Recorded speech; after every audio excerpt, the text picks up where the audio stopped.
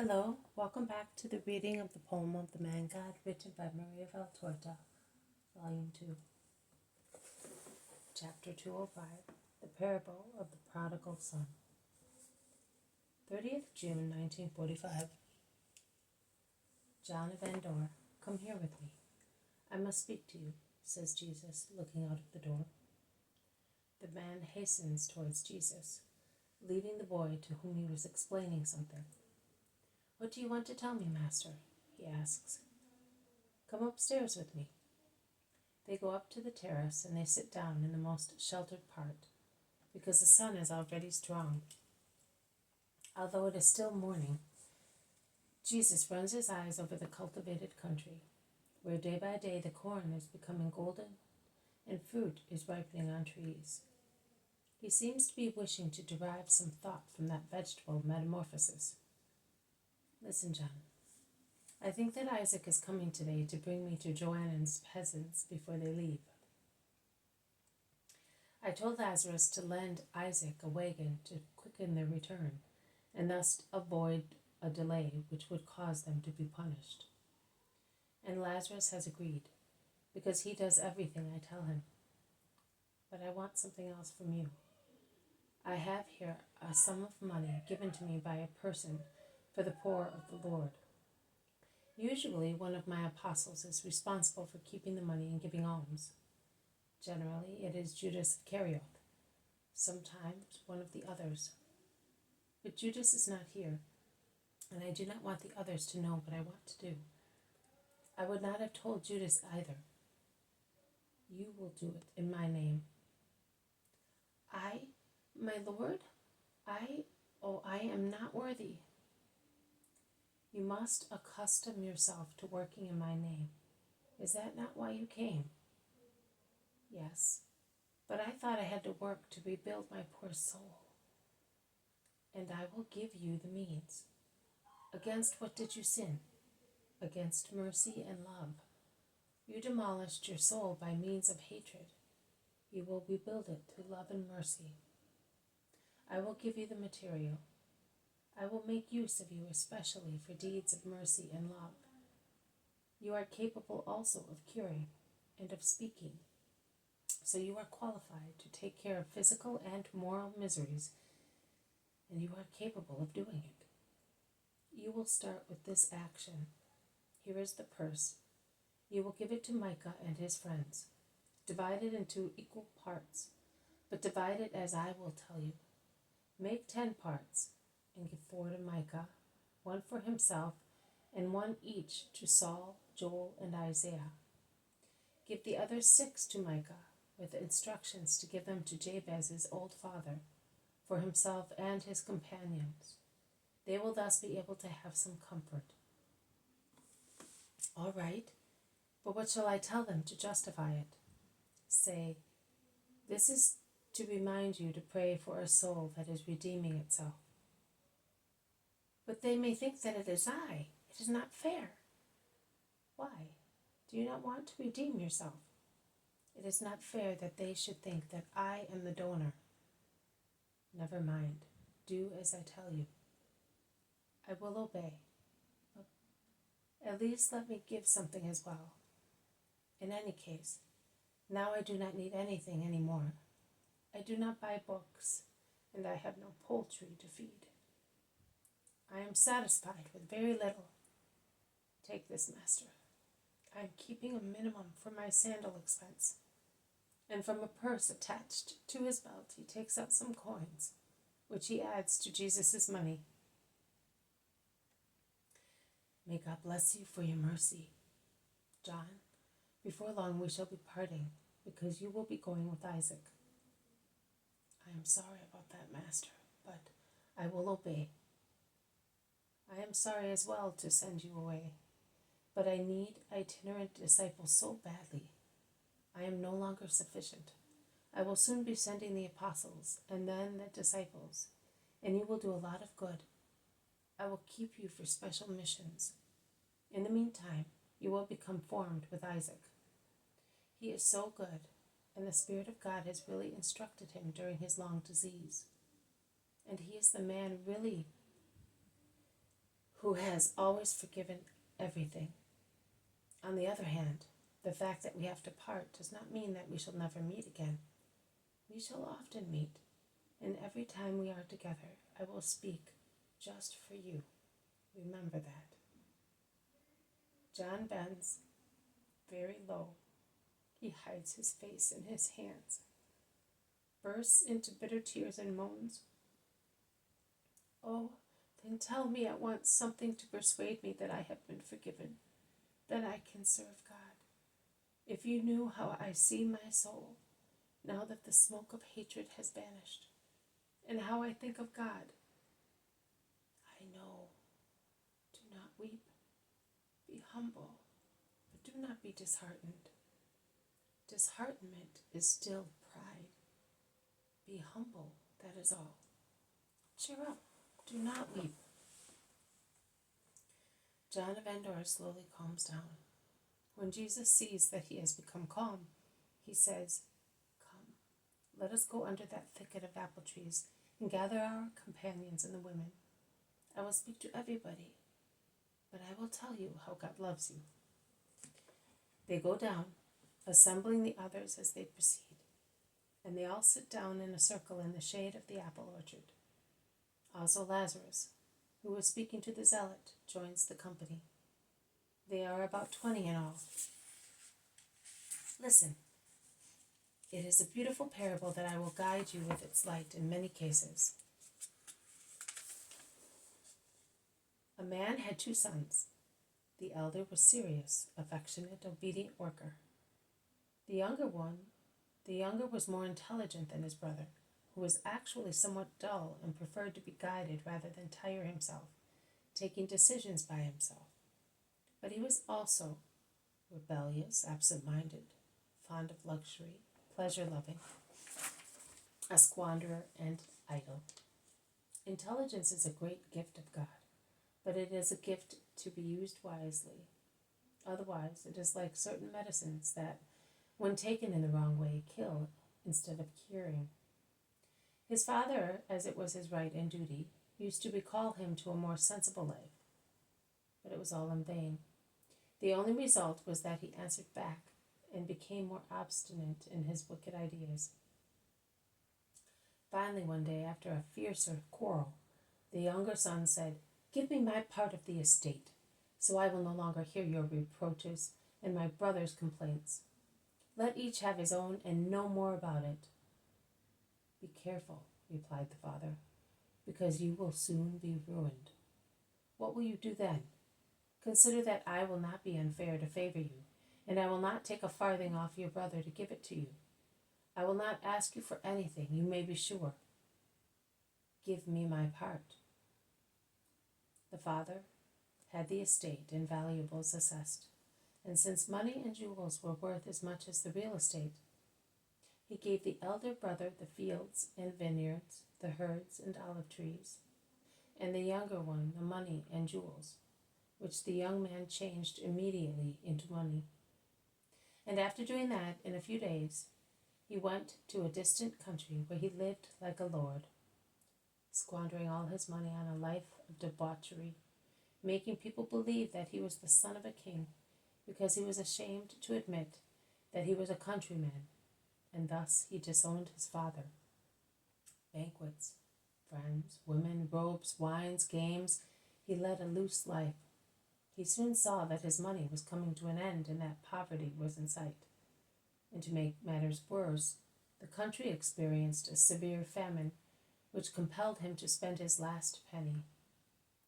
He would have liked to go back to his father, but he was proud and decided not to. So he went to a wealthy man of the country, a friend of his in his happy days, and he begged him, saying, "Take me among your servants, remembering the days when you enjoyed my wealth. See how foolish man is. He prefers the lash of a master rather than to say to his father, 'Forgive me, I made a mistake.'" The young man had learned many useless things with his bright intelligence, but he did not want to learn the saying of Ecclesiasticus, "How ill-famed is he who deserts his father, and how accursed of the Lord is whoever angers his mother. He was intelligent, but not wise. The man to whom he had applied, in exchange for the grand time he had enjoyed with the foolish young man, sent him to look after his pigs, because it was a pagan country and there were many pigs. So he was sent to pasture the herd of pigs in the farm, filthy, in rags, stinking and starving.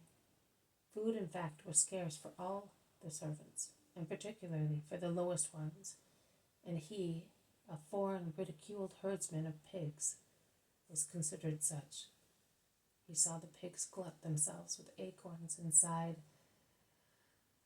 "I wish I could fill my stomach with this fruit, but they are too bitter. Not even starvation can make them palatable." And he wept, remembering the sumptuous banquets when he acted the grand seigneur, only a short while before, laughing, singing, dancing. And then he would think of the honest, substantial meals at his faraway home, of the portions his father used to make impartially for everybody, keeping for himself the smallest one, happy to see the healthy appetite of his sons. And he remembered the helpings his just father gave the servants, and he sighed, "My father's servants, even the lowest, have plenty bread, and I am dying here of starvation." A long meditation, a long struggle to subdue his pride. At last the day came when his humility and wisdom revived, and he got up and said, "I will go back to my father. This pride of mine is silly, and it deprives me of my freedom. And why?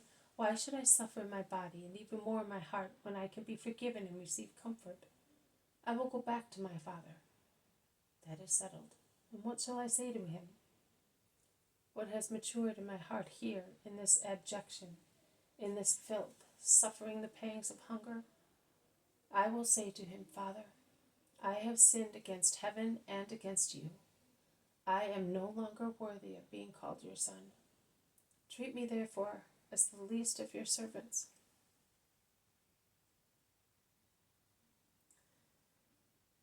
But bear me to stay under your roof, that I may see you moving about." I cannot say to him, "Because I love you." He would not believe me. But my behavior will tell him, and he will understand. And before dying, he will bless me once again. Oh, I hope so, because my father loves me. And when he went back to town in the evening, he gave up his job, and begging along the way, he went back home. And he saw his father's fields and the house, and his father superintending the work. He was old, emaciated by grief, but always kind and good. The guilty son, seeing that ruin caused by him, stopped, frightened.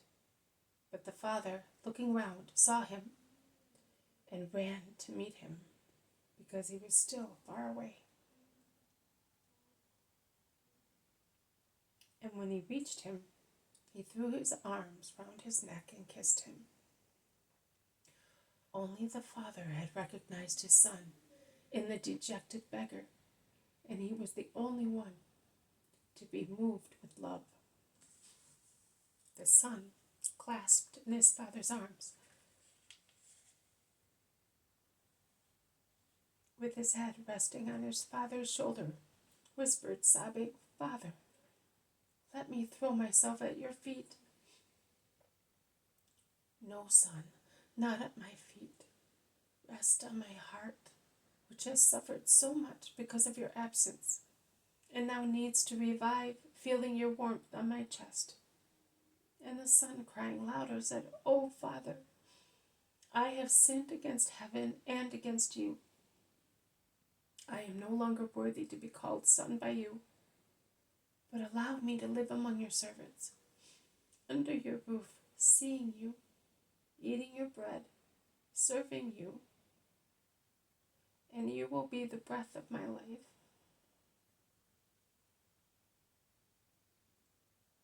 Every time I take a morsel of bread, breathe, my heart, which is so corrupt, will change, and I will become honest." But the father, embracing him all the time, led him towards the servants, who had gathered together watching in the distance, and he said to them, "Quick, bring here the best robe, and basins of scented water, and wash him, spraying him with scents. Clothe him, put new sandals on his feet, and a ring on his finger.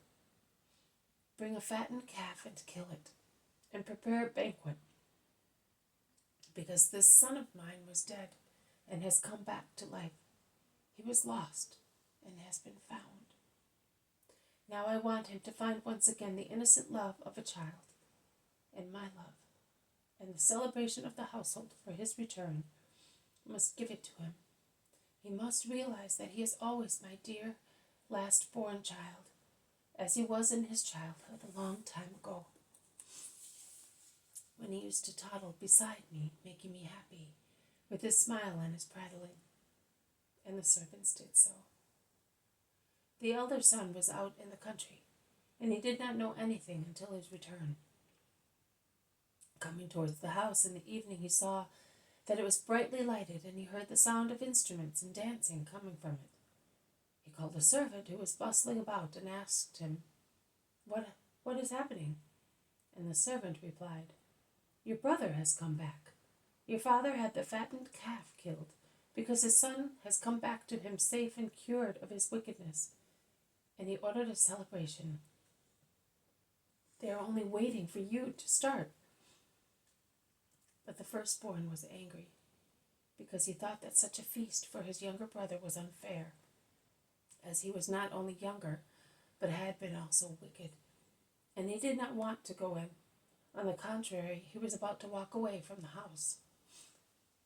But the father, informed of the situation, ran out and reached him and endeavored to convince him, begging him not to spoil his joy. The elder brother replied to his father, "And you expect me not to be upset? You are unfair to your firstborn, and you hold him in contempt. I have served you since I was able to work, and I have done that for many years. I have never disobeyed an order of yours, not even a simple desire. I have always been near you, and I have loved you for two, to make you recover from the wound inflicted on you by my brother. And you have not given me even a lamb to have a feast with my friends.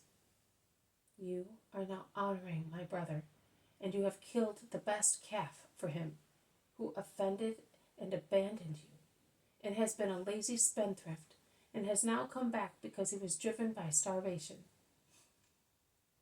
It is really worthwhile being a hard, honest worker. You should not have done that to me." The father then, clasping him to his heart, said, "Son, can you believe that I do not love you because I do not celebrate your behavior? Your deeds are holy by themselves, and the world praises you because of them. Your brother, instead, needs to be rehabilitated both in the eyes of the world and in his own. And do you think that I do not love you because I give you no visible prize? But day and night, in every moment of my life, you are present to my heart, and I bless you every moment. You have the continuous reward of being always with me, and what is mine is yours. But it is fair to have a feast, a celebration for your brother who was dead and has come back to life, was lost and has come back to our love." And the firstborn yielded to his father's desire.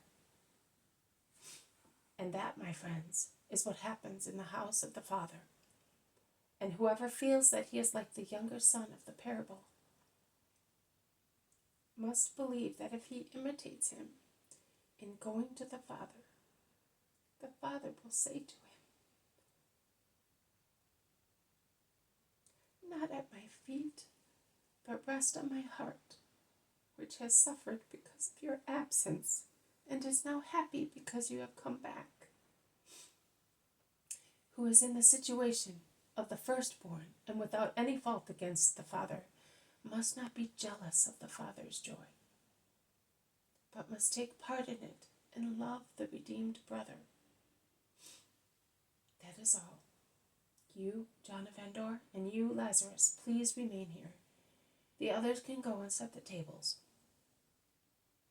We shall not be long. They all withdraw. When Jesus, Lazarus, and John are alone, Jesus says to them, "That is what will happen to the dear soul you are awaiting, Lazarus. And that is what is happening to yours, John. God's bounty has no limit." The apostles, together with Mary and the women, go towards the house, preceded by Margium, who runs ahead frisking. But he soon comes back and takes Mary by the hand, saying to her, "Come with me. I have something to tell you when we are alone." And Mary follows him. They turn towards a well, situated in a corner of the yard, and completely covered by a thick bower that from the ground climbs up towards the terrace, forming an arch. Behind it, there is the Iscariot. "Judas, what do you want?" "Go, Margium, speak. What do you want?" "I am guilty. I dare not go to the master or face my companions. Help me." "I will help you, but do you not consider how much grief you cause? My son wept because of you, and your companions suffered. But come, no one will say anything to you, and if you can, do not commit the same sins again. It is shameful for a man and a sacrilege against the word of God." "And will you forgive me, Mother?" I count for nothing as far as you are concerned, since you think you are so great. I am the least of the servants of the Lord. How can you worry about me if you feel no pity for my son? Because I have a mother as well, and if you forgive me, I will feel as if she did too. She does not know about this fault of yours, but she made me swear I would be good to the master. I am a perjurer. I can feel the soul of my mother reproaching me. You feel that, do you? But do you not feel the lament and the reproach of the Father and of his word? You are disgraceful, Judas. You cause grief to yourself and to those who love you." Mary is very grave and sad.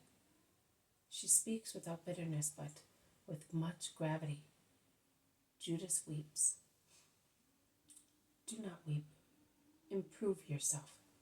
Come." And she takes him by the hand and enters the kitchen. Everybody is filled with astonishment, but Mary wards off any possible uncharitable remark. She says, "Judas has come back. Behave as the firstborn did after his father's speech. John, go and tell Jesus." John of Zebedee runs away. Silence hangs heavy on the kitchen. Then Judas says, "Forgive me, all of you, and you, Simon, first of all. Your heart is so paternal, and I am an orphan too. Yes, I forgive you. Please say no more about it. We are brothers, and I do not like these ups and downs of forgiveness and relapses. They humiliate both the offender and the forgiver. Here is Jesus. Go to him. That's all." Judas goes away, and Peter, not being able to do anything else, starts chopping wood with keen impetuosity. This has been a reading from the poem of the Man God, written by Maria Valtorta, Volume 2. Chapter 205, The Parable of the Prodigal Son. Thank you for listening. I will see you tomorrow. May God bless you, and may peace be with you.